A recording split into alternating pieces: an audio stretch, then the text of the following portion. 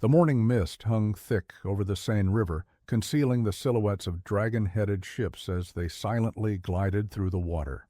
It was the spring of 845 CE, and the Frankish sentries stationed along the riverbanks had no warning of what approached in the dawn's early light. By the time the fog lifted, revealing a fleet of 120 longships filled with armed warriors, it was too late. Ragnar Lothbrok, the legendary Norse chieftain whose name struck terror into the hearts of Christian Europe, had arrived at the very gates of Paris, the crown jewel of the Frankish kingdom. The impossible had happened. The northern raiders had penetrated deep into the heart of the Carolingian Empire and now stood poised to strike at one of the most important cities in Christendom. Before we begin this journey into the Viking Age, tell me in the comments, where are you watching from? It's always fascinating to see our community of history lovers spread across the world. And if you're new here, don't forget to subscribe and enable notifications. Every subscription helps us keep exploring the real stories behind the legends. Now, let's begin. The Frankish Empire of 845 stood as the dominant power in Western Europe, heir to the legacy of Charlemagne, the great emperor who had united vast territories under his rule just a generation earlier. His grandson, Charles the Bald, now ruled the western portion of this fractured inheritance, a realm that stretched from the Atlantic Ocean to the borders of present-day Germany. The empire was a patchwork of diverse peoples united under Frankish authority and the Christian faith, with monasteries and churches dotting the landscape as centers of learning, wealth, and spiritual power. Paris, though not yet the grand capital it would later become, was already an important royal city, its strategic location on the Seine River making it a vital center for trade and administration. The island fortress in the middle of the river, later known as Ile de la Cité, housed churches and royal buildings connected to the mainland by wooden bridges that could, in theory, be defended against attackers. The Franks had built upon Roman foundations, preserving elements of administration and infrastructure while developing their own distinct military aristocracy. Their armies were primarily composed of mounted warriors, heavily armed and skilled in the tactics of land warfare. But they were poorly prepared for the type of threat that now approached from the north. Although the Franks had heard rumors of the northern raiders who had struck at coastal monasteries in England and along their own shores, few could have imagined these seaborne warriors would venture so far inland. The rivers of Francia, once highways of commerce and communication, had become dangerous corridors of vulnerability. Far to the north, across the cold waters of the North Sea, lay the homelands of the people known to history as the Vikings. Their world was one of fjords and forests, of long winters and brief, intense summers. Life in Scandinavia during the 9th century revolved around farming, fishing, and the close-knit communities of extended family groups. Society was hierarchical, but with elements of democratic participation, as free men gathered at local assemblies called things to settle disputes and make important decisions. At the top of this social order stood the jarls and kings, men who combined military prowess with claims to divine ancestry, tracing their lineages back to gods like Odin and Thor.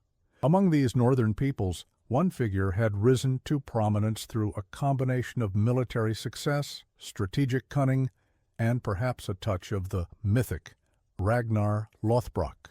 Whether he was a single historical individual or a composite character combining the deeds of several Viking leaders remains debated by historians. The sagas that would later record his exploits were written centuries after his time, blending history with legend. But in 845, someone bearing this name or reputation led a massive Viking force up the Seine, and the contemporary Frankish chronicles clearly record the terror this Northman inspired. The Norse of this period lived in a world steeped in complex religious beliefs that influenced every aspect of their existence. Their cosmology depicted a universe created from the body of a primordial giant, with the world of humans, Midgard, connected to the realm of the gods, Asgard, by the great world tree Yggdrasil. The Norse gods were not distant, perfect beings, but complex figures with human-like flaws and strengths. Odin, the All-Father, possessed wisdom, but was also cunning and sometimes treacherous. Thor represented strength and protection for the common people. Freya embodied feminine power, fertility, and war. The afterlife offered not one destination, but several possibilities. The warrior's paradise of Valhalla for those who died bravely in battle, or the more peaceful realm of Folkvanger, among others. This worldview created a society that valued courage, honor, and reputation above all else. Death was inevitable. What mattered was how one faced it and what legacy remained behind. As the 9th century progressed, climatic changes, population pressure, and political consolidation in their homelands drove many Norse to seek fortune and fame abroad. Their religious beliefs, so different from Christian theology, made a tax on churches and monasteries not just economically attractive, but potentially spiritually rewarding, striking against the alien god who threatened their own pantheon. At the heart of Viking expansion lay a technological marvel that represented the pinnacle of early medieval shipbuilding, the longship. These vessels combined shallow draft with surprising seaworthiness, allowing them to cross open oceans yet navigate far-up rivers that other ships could never reach. Each longship represented an enormous investment of resources and skilled labor. The keel was typically carved from a single massive oak trunk, with carefully shaped planks overlapping in a clinker-built design that provided both strength and flexibility. A single square sail provided power on the open sea, while oars allowed precise maneuvering in coastal waters and rivers. The design of these ships emerged from generations of maritime experience in the challenging waters of the North Atlantic. They carried between 30 to 60 warriors, along with their weapons and supplies. The shallow draft of just a meter or less meant they could land directly on beaches with no need for harbors or docks. A longship could be pulled up onto shore at night, allowing its crew to camp nearby and remain ready to depart at a moment's notice. For coastal communities throughout Europe, the sudden appearance of these distinctive vessels on the horizon had become the first terrifying sign of an impending raid. Ragnar's fleet that approached Paris in 845 represented an unprecedented concentration of Norse maritime power. Contemporary sources suggest he commanded approximately 120 ships, carrying perhaps 5,000 warriors, a massive force for the early medieval period. These were not mere pirates, but a well-organized military expedition with clear leadership and purpose. The logistics alone were impressive. Feeding and coordinating such a large group required careful planning and discipline. Each warrior carried his personal weapons, typically a spear, shield, and a single-edged combat knife called a sayax. Some would have had the iron helmets and mail shirts that were costly status symbols, while others made do with leather or padded cloth armor. The social elite might possess swords, the most expensive and prestigious weapons of the age. The motivation for this expedition likely combined several factors. The lure of wealth certainly played a role. The Frankish lands were known to be rich in silver, gold, and other valuable goods. Political considerations may have driven Ragnar as well, as success against such a powerful opponent would enhance his standing among the competitive chieftains of the north. And there may have been an element of exploration, testing the defenses of this mighty empire to see how far their reach could extend. Whatever combination of factors spurred them onward, the Vikings had accomplished something remarkable simply by reaching Paris, navigating hundreds of miles up the Seine River past numerous settlements and potential defensive positions. As Ragnar's fleet approached Paris in the spring of 845, the initial Frankish response was one of disbelief and panic. The Frankish Empire had grown accustomed to threats coming primarily from land, rival kingdoms, rebellious nobles, or the Islamic forces to the south. Their military strategy and defensive infrastructure were not designed to counter an enemy that could appear suddenly from the water strike with devastating effect and disappear just as quickly. Charles the Bald, the young Frankish king, was occupied with political struggles against his brothers for control of Charlemagne's fractured empire. When news reached him of the Norse fleet sailing up the Seine, he rushed to organize a defense, but time was not on his side. The first encounters between Ragnar's forces and the Frankish defenders occurred as the Viking fleet made its way up the Seine. Small Frankish forces attempted to block their progress at river crossings and narrow points, but these efforts proved futile against the skilled Norse mariners. The chronicles describe how the Vikings would land warriors on both banks of the river when confronted with resistance, outflanking the defenders and forcing them to retreat. Town after town along the river fell to the raiders or paid tribute to be spared the torch. By the time Ragnar's fleet reached the vicinity of Paris, the terror of their coming had preceded them, carried by refugees fleeing downriver. Paris in the 9th century was not yet the sprawling metropolis it would later become, but it was still a significant settlement centered on the Île de la Cité, an island in the middle of the Seine. The island housed important religious buildings, including an early version of the Notre Dame Cathedral, as well as royal residences.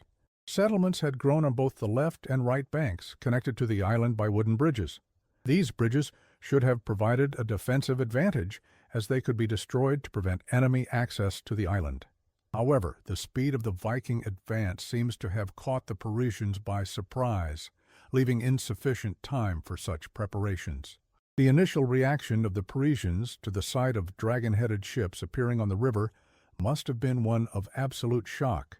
Many had likely heard stories of Viking raids on coastal areas, but few could have imagined these northern warriors would appear at their very doorstep, hundreds of miles inland.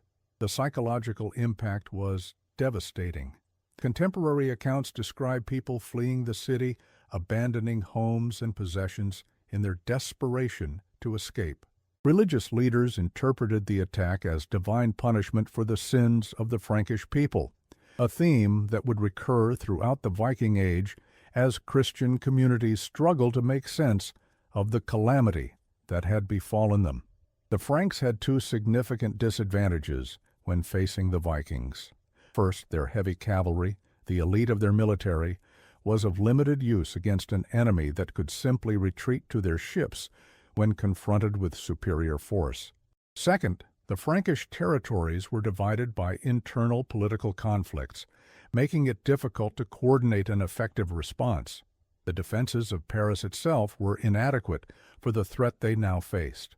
While the island location provided some natural protection, the city lacked the comprehensive stone fortifications it would develop in later centuries, specifically in response to the Norse threat.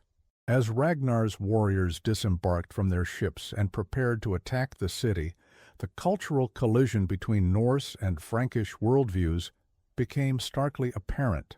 The Vikings approached warfare with a practical mindset. Violence was a means to an end, whether that end was wealth, land, or reputation.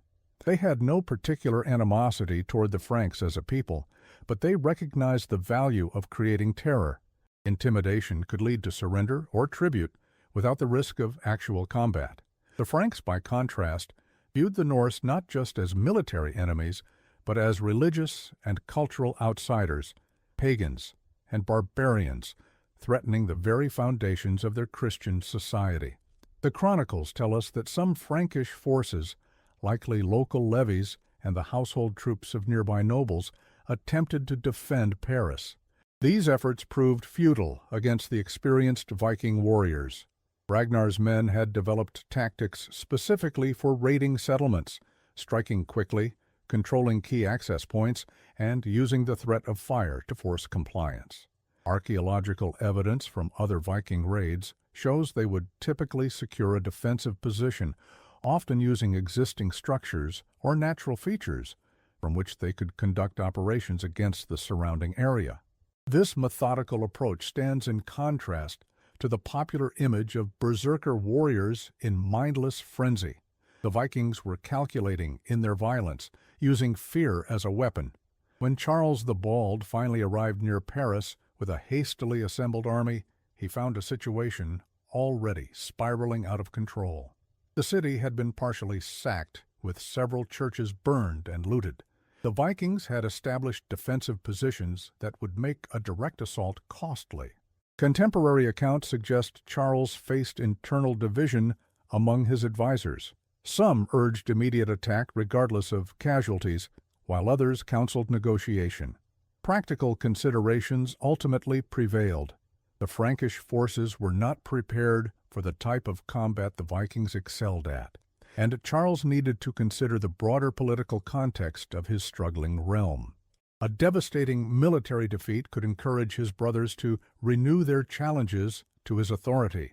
What followed was an extraordinary development that would establish a precedent for future Viking-Frankish relations. Charles the Bald, grandson of Charlemagne and ruler of Western Francia, agreed to pay Ragnar an enormous sum, 7,000 pounds of silver, to leave Paris and return downriver. This Danageld, as such payments would later be called, represented an astronomical amount of wealth. A skilled craftsman of the period might earn a pound of silver for an entire year's work. The payment required stripping church treasuries and imposing emergency taxes on an already struggling population. The psychological impact of this tribute payment was profound on both sides. For the Franks, it was a humiliation that contradicted their self-image as heirs to Roman and Carolingian power. For the Vikings, it confirmed that their strategy of deep raids into previously secure territories could yield unprecedented rewards. More pragmatically, it provided Ragnar with the resources to enhance his position within the competitive political landscape of Scandinavia. The silver would be distributed among his followers according to their rank and contribution, strengthening the bonds of loyalty that held his warband together. The Annals of St. Bertin, a contemporary Frankish chronicle, provides our most reliable account of these events. It records with evident bitterness how Charles the Bald offered resistance but could not prevail against the Vikings, who held their position. At last he came to terms with Ragnar through a tribute of 7,000 pounds of silver, and thus brought about their departure. The Frankish writer does not hide his dismay at this outcome, representing it as a failure of leadership and divine protection. What the chronicle does not tell us, but what archaeological evidence from Scandinavia confirms, is that such enormous quantities of Frankish silver entering the Norse economy would have profound effects, accelerating social changes already underway in the north. As Ragnar's fleet prepared to depart Paris, laden with treasure and captives, an unexpected development occurred that would be remembered in both Frankish and Norse sources, though with different interpretations. A mysterious illness struck the Viking force. The Frankish chronicles describe it as divine punishment for their desecration of Christian holy sites, a widespread dysentery or similar ailment that claimed many lives. Norse sources, recorded centuries later in the sagas, would transform this episode into a demonstration of Ragnar's fearlessness, claiming he declared that he did not fear this sickness, since those who died of disease rather than combat would not reach Valhalla. What both traditions agree on is that despite losses to disease, Ragnar and a substantial portion of his force successfully returned down the Seine to the open sea, their ships heavy with Frankish treasure. The immediate aftermath of the raid left Paris physically and psychologically scarred. Churches had been burned, treasuries emptied, and people killed or taken captive. Beyond the material damage lay a profound crisis of confidence. The Frankish elites had to reconcile their self-image as God's chosen defenders of Christendom with the reality that pagan raiders had struck at the heart of their realm with apparent impunity. For ordinary people, the raid reinforced the precariousness of life in the early Middle Ages. Peace and security could be shattered in an instant by forces beyond their control or comprehension. For Charles the Bald, the political ramifications were complex. The payment of tribute represented a short-term embarrassment, but may have been the most pragmatic option available. In the years that followed, he would initiate a series of defensive reforms that showed he had learned from the experience. He ordered the construction of fortified bridges at key points along the Seine and other rivers, specifically designed to block Viking ships. These bridges, with stone piers and defensive towers, would prove crucial in later decades when Paris faced renewed Viking attacks. Charles also reorganized the system of local defenses, granting greater authority to regional leaders who could respond quickly to raids without waiting for royal forces. Meanwhile, the raiders returned north with more than silver. They carried knowledge of Frankish weaknesses, river routes, and defensive systems that would inform future expeditions. They also brought captives, some for ransom, others for the thriving slave markets of the Baltic and beyond. Among these captives were craftsmen whose skills would be absorbed into Norse society, and occasionally churchmen whose worldview and knowledge would subtly influence northern culture even as they remained prisoners in a pagan land. In the decades that followed, the impact of Ragnar's raid reverberated through both Frankish and Norse societies. For the Franks, it accelerated processes of political decentralization already underway. Local communities, recognizing that royal protection might not arrive in time, increasingly looked to nearby nobles for security, strengthening feudal bonds at the expense of centralized authority. Monasteries and churches, prime targets for raiders, began relocating from vulnerable coastal or riverside locations to more defensible sites inland. Some constructed their own fortifications, blurring the line between religious institution and military stronghold. The Viking perspective was preserved in later Norse literature, particularly the saga of Ragnar Lothbrok, composed centuries after the events it describes. This saga depicts Ragnar as a larger-than-life figure, a king whose exploits extend beyond Paris to England and beyond. It culminates in his legendary death in a snake pit at the hands of King Ella of Northumbria, an event that the saga places after the Paris raid, though historians remain uncertain of the actual sequence and historicity of these events. What's significant is how the Paris expedition is portrayed not primarily as a plundering raid, but as a demonstration of Ragnar's exceptional leadership and the superiority of Norse warriors over the supposedly soft and decadent Franks. The truth, as always, likely lies somewhere between these contrasting narratives. Ragnar, whether a single individual or a composite figure, clearly led a remarkably successful expedition that demonstrated the vulnerability of even the most powerful European kingdom to this new form of warfare. The technological and organizational advantages that allowed a force from the far north to penetrate hundreds of miles into Frankish territory represented a genuine innovation in military affairs, one that would transform European history over the following centuries. Beyond the immediate consequences, the raid on Paris in 845 signaled the beginning of a new phase in Viking activity. Earlier raids had generally been small-scale coastal affairs, quick strikes against undefended targets, followed by immediate withdrawal to the sea.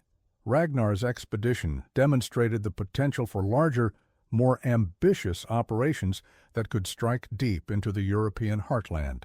In the decades that followed, Viking forces would establish winter bases along the Seine and other rivers, extending their presence from seasonal raids to semi-permanent occupation. By the late 9th century, some of these bases would evolve into permanent settlements, the most significant of which would eventually give its name to a region of France, Normandy, the land of the Northmen. For Paris itself, the memory of Ragnar's attack would be refreshed in 885-886, when a much larger Viking force laid siege to the city for nearly a year. By then, the lessons of 845 had been thoroughly absorbed. The island had been fortified, the bridges reinforced and defended with towers, and the local leadership was prepared for a prolonged resistance. Count Odo of Paris, who would later become king of West Francia, successfully defended the city until relief forces arrived. This successful defense became a founding legend for medieval Paris and demonstrated how thoroughly European responses to the Viking threat had evolved in the 40 years since Ragnar's raid. The cultural exchange between Norse and Frankish societies continued to develop along multiple paths in the aftermath of these encounters.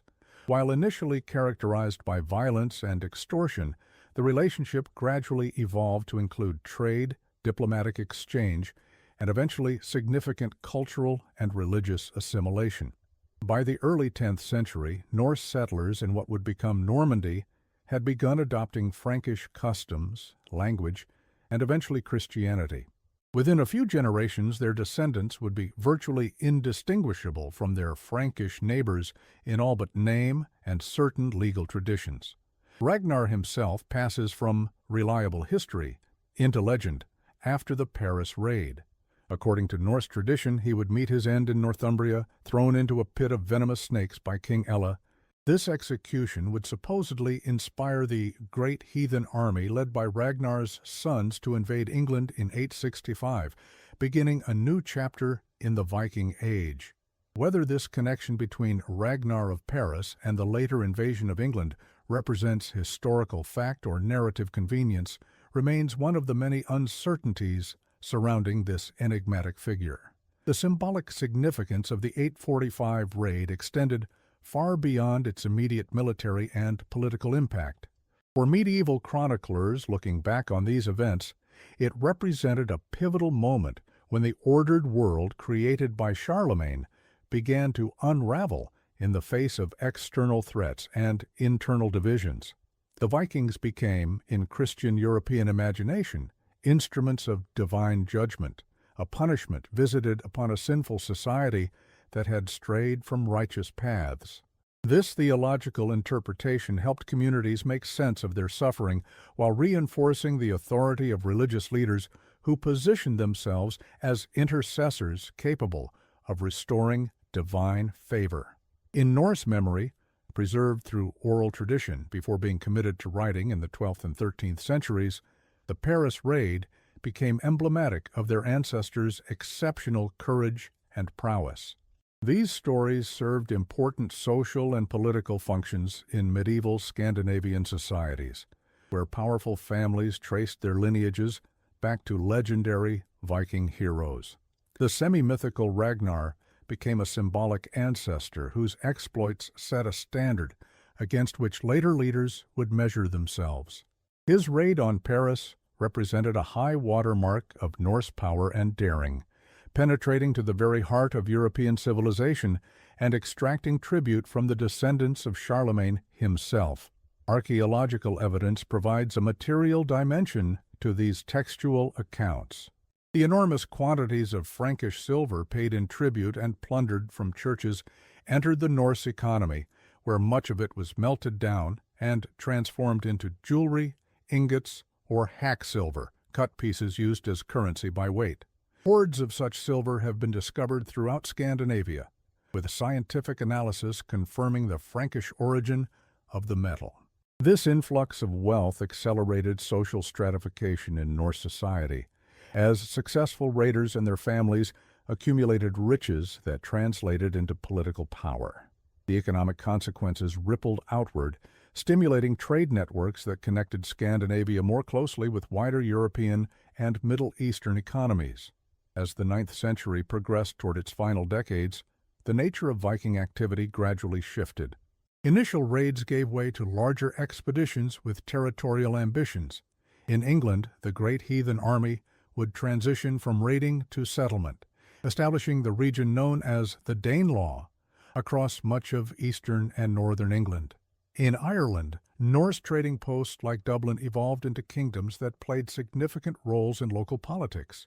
And in Francia, the Viking presence along the Seine and other rivers would eventually be formalized through the grant of lands that would become Normandy, a political compromise that acknowledged both Frankish sovereignty and Norse military reality.